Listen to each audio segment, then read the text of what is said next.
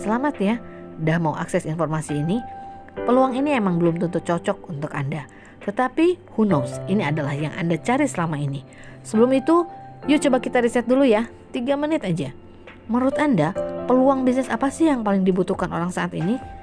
Saya rasa Anda sepakat dengan saya mengatakan bahwa hal yang paling ditakutkan orang saat ini bukan hanya tidak bisa makan, melainkan tidak bisa bernapas karena infeksi.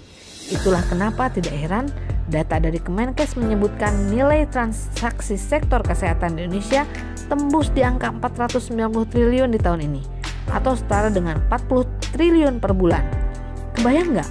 Kalau berhasil mengambil bagian hanya 0,001% aja, maka potensi omset yang bisa didapatkan sebesar 4,9 miliar dalam setahun. Kemudian berapa besar marketnya? Yuk kita lihat faktanya.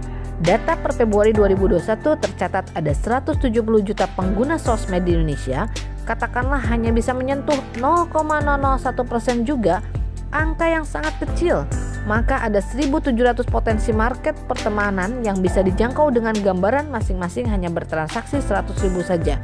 Maka potensi omset Anda bisa sebesar 170 juta rupiah per bulan.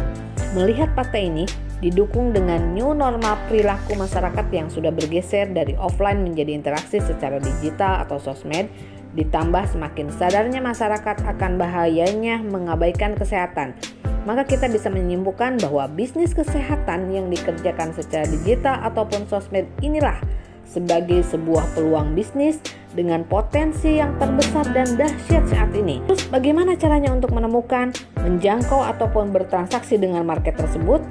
Tenang saja, semua sudah disediakan wadahnya dan pasti diajarin. Yang penting sekarang apakah Anda mau open mind dan segera mengambil peluang ini tanpa harus ngeluarin uang sepeser pun untuk memulainya? Atau belum dululah alias melewatkan peluang yang sebenarnya nothing tulus untuk dipelajari dan dikerjakan tanpa keluar rumah, tanpa waktu khusus, bisa dikerjakan dimanapun dan kapanpun, bahkan tengah malam. Ya serius. Seperti ada salah satu teman kita karena anaknya masih umur 2 tahun, ditambah dia masih seorang pegawai, belum lagi harus urus suami, jadi benar-benar efektif dia hanya bisa mulai menyentuh bisnisnya setelah jam 10 malam sekitar 30-1 jam.